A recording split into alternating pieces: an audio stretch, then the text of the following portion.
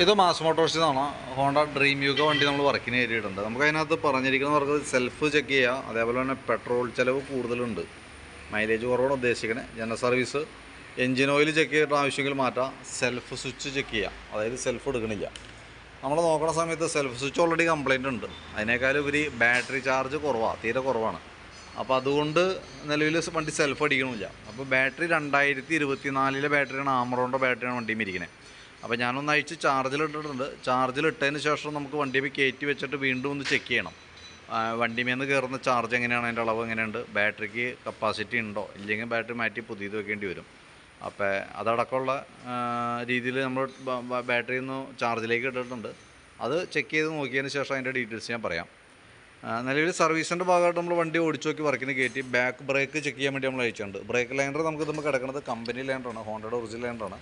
അത്യാവശ്യം കുറച്ചും കൂടി ഉപയോഗിക്കാനുണ്ട്. അപ്പോൾ നമുക്ക് ആ ബ്രേക്കിൻ്റെ ക്യാമൊക്കെ ടൈറ്റ് ആയി തുടങ്ങിയിട്ടുണ്ട്, അതൊക്കെ ഒന്ന് അഴിച്ച് ഗ്രീസ് ചെയ്ത് നമുക്ക് റീസെറ്റ് ആക്കാം. അതേപോലെ ബാക്ക് വീലിൻ്റെ റബ്ബറാണ്, ഡംബർ റബ്ബർ, അതൊക്കെ കുഴപ്പമൊന്നുമില്ല, അത് തന്നെ ഇടാം.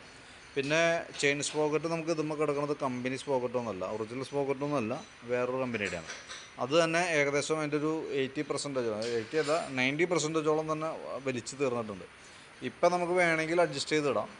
പക്ഷേ എന്ന് വെച്ചാൽ ഇടയ്ക്ക് അടുത്ത സർവീസൊക്കെ ആവണേക്കാളും മുമ്പ് തന്നെ ചെയിൻ വീണ്ടും ലൂസാവും. കാരണം ബാക്ക് സ്പോക്കറിൻ്റെ ഭാഗമൊന്നും കൃത്യമായിട്ട് പിടിക്കുന്നില്ല. അതുകൊണ്ട് തന്നെ എങ്ങനെ നമ്മൾ ടൈറ്റ് ചെയ്താലും ശബ്ദ വ്യത്യാസം മാറാനും പോകുന്നില്ല, സൗണ്ട് ഉണ്ടായിക്കൊണ്ടിരിക്കും കേട്ടോ. അപ്പോൾ ചെയിൻ സ്പോക്കറ്റ് ഇങ്ങനെ വന്നു കഴിഞ്ഞാൽ സ്വാഭാവികമായിട്ടും മാറ്റി കളയാനേ തരുള്ളൂ. ഇതിൻ്റെ കേസ് പ്രത്യേകം ശ്രദ്ധിക്കേണ്ട കേസ്, പുതിയ ചെയിൻ ഇട്ടാൽ പോലും നമ്മൾ ഇത്രയും സസ്പെൻഷൻ ലെങ്ത്തുള്ള മോഡലാണ്, താരതമ്യേന കട്ടി വണ്ണം കുറഞ്ഞ ചെയിനാണ് നമുക്ക് ഇതിന് വരാം. അപ്പോൾ അങ്ങനെ വരുമ്പോൾ എന്താ പ്രോബ്ലം എന്ന് വെച്ചാൽ, ചെയിൻ ഏകദേശം ആദ്യം ചെയിൻ സ്പോക്കറ്റ് മാറ്റിയിട്ട് 1500 കിലോമീറ്ററിൽ നിർബന്ധമായിട്ട് ടൈറ്റ് ചെയ്യണം. അതിനുശേഷം ഓരോ 1000 കിലോമീറ്ററും ഓയിൽ ടൈറ്റ് ചെയ്യും, ചെയിൻ ടൈറ്റ് ചെയ്യും, അതിന് ഓയിൽ കൊടുക്കുകയും ചെയ്യണം. അതാണ് ശരിക്കും ചെയ്തു പോകേണ്ട കേസ്. ഓയിലോ ഗ്രീസോ എന്താ വേണ്ടതെന്ന് വെച്ചാൽ ലൂബ്രിക്കേഷൻ ആവശ്യമായിട്ടുള്ളത് ചെയ്തു കൊടുക്കണം.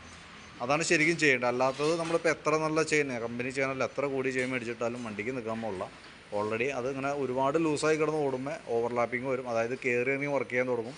പിന്നെ ചെയിൻ ടൈറ്റ് ചെയ്യാൻ പറ്റാത്ത കണ്ടീഷനിലേക്ക് വരും, ചെയിൻ മാറ്റേണ്ടി വരും. അതാണ് സംഭവിക്കുന്നത് കേട്ടോ. അപ്പോൾ നിലവിൽ കംപ്ലയിൻ്റ് ഉണ്ട്, തൽക്കാലം വേണമെങ്കിൽ നമുക്കൊന്ന് അഡ്ജസ്റ്റ് ചെയ്തിടാം. അതിന് ശേഷം നമുക്ക് ഈ മഴയൊക്കെ മാറിയിട്ട് മാറ്റണമെങ്കിൽ മാറ്റി കളഞ്ഞാലും മതി, അങ്ങനെ വേണമെങ്കിൽ അങ്ങനെ ചെയ്യാം. പിന്നെ ഇതിൻ്റെ ഉള്ളിൽ കുറേ വള്ളിയൊക്കെ കയറി ഉള്ളിലൊക്കെ ചുറ്റി പിടിച്ചൊക്കെ അപ്പോൾ അതൊക്കെ ഒന്ന് അയച്ച് നമുക്ക് റെഡിയാക്കാം. ബാക്കിലത്തെ ടയറിൻ്റെ കണ്ടീഷനൊക്കെ നോക്കി, ടയറൊക്കെ അത്യാവശ്യം ഉപയോഗിക്കാനൊക്കെ ഉണ്ട്, വീൽ ഹബ്ബ് കാര്യങ്ങളൊന്നും കുഴപ്പമില്ല, വീൽ ബേരൊക്കെ ചെക്ക് ചെയ്ത് ഓക്കെയാണ് കേട്ടോ. പിന്നെ നമ്മളതിൻ്റെ എയർ ഫിൽട്ടർ, കാർബറേറ്റർ, പ്ലഗ്, പിന്നെ അത് എയർ ഫിൽട്ടറും പ്ലഗും നമുക്ക് മാറ്റി കളയണം. എയർ ഫിൽട്ടർ പ്ലഗ് എന്ന് പറയുന്ന യൂണിറ്റ് ഇതാണ്, എയർ ഫിൽട്ടറും പ്ലഗ് നമുക്ക് മാറ്റണം. കാർബറേറ്റർ അസംബ്ലി അത് സ്ലോ ജെറ്റൊക്കെ ബ്ലോക്കാണ്, അപ്പോൾ അതൊന്ന് ക്ലീൻ ചെയ്യാൻ വേണ്ടി നമ്മൾ അഴിച്ചാണ്. നിലവിലത്തെ അവസ്ഥ ഇതാണ്. അപ്പോൾ അഴിച്ചൊന്ന് ക്ലീൻ ചെയ്ത് റീസെറ്റ് ചെയ്യാം. ഈ സ്ലോ ജെറ്റും ഫ്ലോട്ട് വാൽവും ഈ രണ്ടായിട്ട് നമുക്ക് മാറ്റി പുതിയത് ഇടേണ്ടതായിട്ട് വരും കേട്ടോ. കാരണം എന്ന് വെച്ചാൽ ഓൾറെഡി ഇപ്പോഴത്തെ കാർ പെട്രോളെല്ലാം തന്നെ കംപ്ലൈൻ്റ് ആണ്. ഇപ്പോഴത്തെ പെട്രോൾ എന്ന് പറഞ്ഞാൽ E20 എന്ന് പറയുന്ന പെട്രോളാണ്, അത് ഉപയോഗിക്കുമ്പോൾ കോമൺ ആയിട്ട് കംപ്ലൈൻ്റ് ആണ്. ഇതിൻ്റെ ഈ രണ്ട് ഐറ്റംസും മാറ്റിയിട്ട് വേണം നമുക്ക് റീസെറ്റ് ചെയ്യാനായിട്ട്. പ്രത്യേകം ശ്രദ്ധിക്കേണ്ട കേസ്, പെട്രോൾ ഓവർഫ്ലോൻ്റെ കംപ്ലയിൻറ്റ് കാണിച്ചു, അതായത് കാർബറേറ്ററിൻ്റെ ഈ അടിയിലെ പൈപ്പ് വഴി താഴേക്ക് പെട്രോൾ ചാടി പോകുന്നൊരു കംപ്ലയിൻറ്റ് വന്നാൽ കാർബറേറ്റർ അസംബ്ലി മാറ്റി വയ്ക്കാനേ തരുള്ളൂ കേട്ടോ. അതറിഞ്ഞിരിക്കുക. വരാനുള്ള സാധ്യത ഇപ്പോഴത്തെ ഒരു സാഹചര്യത്തിൽ 90%. അതും കൂടി അറിഞ്ഞിരിക്കുക കേട്ടോ. കംപ്ലയിൻറ്റ് കാണിച്ചിട്ടൊക്കെ മാറ്റിയാൽ മതി. ഞാൻ പറഞ്ഞതിൻ്റെ കാരണം എന്ന് വെച്ചാൽ ഓൾറെഡി നമ്മൾ പഴിച്ച് ക്ലീൻ ചെയ്യേണ്ടത്, വണ്ടിക്ക് മൈലേജ് കുറവ് കാര്യങ്ങൾ പറഞ്ഞിട്ടുണ്ട്. വണ്ടി ഓടിച്ച് നോക്കുമ്പോൾ ശരിക്കും ഒരു മിസ്സിങ്, എയർ കിട്ടാത്ത പോലത്തെ ഒരു കംപ്ലയിൻ്റ് ഉണ്ട്, അത് സ്ലോ ജെറ്റ് ബ്ലോക്ക് ആയിട്ടാണ്. അപ്പോൾ അതെന്തായാലും നമ്മൾ പറഞ്ഞ ലക്ഷണം കംപ്ലയിൻറ്റ് വെച്ചിട്ട് നമുക്കത് അഴിക്കാണ്ട് മാറുകയില്ല, അഴിച്ച് ക്ലീൻ ചെയ്യണം. പക്ഷേ അഴിച്ച് ക്ലീൻ ചെയ്താലും ഇങ്ങനെ ഒരു പ്രോബ്ലം വരാനുണ്ട്, ഓവർഫ്ലോൻ്റെ കംപ്ലയിൻറ്റ് വരാനായിട്ട് നിൽക്കുന്നുണ്ട്. അത് എപ്പോഴെങ്കിലും വരും നമ്മുടെ വണ്ടിക്ക്, അതായത് ചിലപ്പോൾ പെട്ടെന്ന് വരാം, ചിലപ്പോൾ കുറേ കഴിഞ്ഞിട്ട് വരാം. അങ്ങനെ വന്ന സമയത്ത് നമ്മളിപ്പോൾ കാർബറേറ്റർ ക്ലീൻ ചെയ്യാൻ വേണ്ടി അഴിച്ചത് കൊണ്ട് വന്നേക്കണതല്ല എന്നുള്ളത് ആദ്യം മനസ്സിലാക്കാം.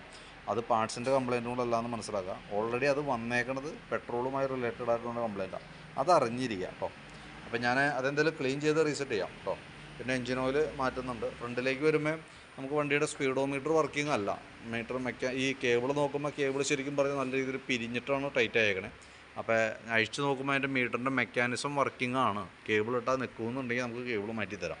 കേബിളും മാറ്റി അതിൻ്റെ ക്രൗണ് പിന്നെ മാറ്റി കഴിഞ്ഞാൽ മീറ്റർ വർക്കിംഗ് ആയിക്കോളും.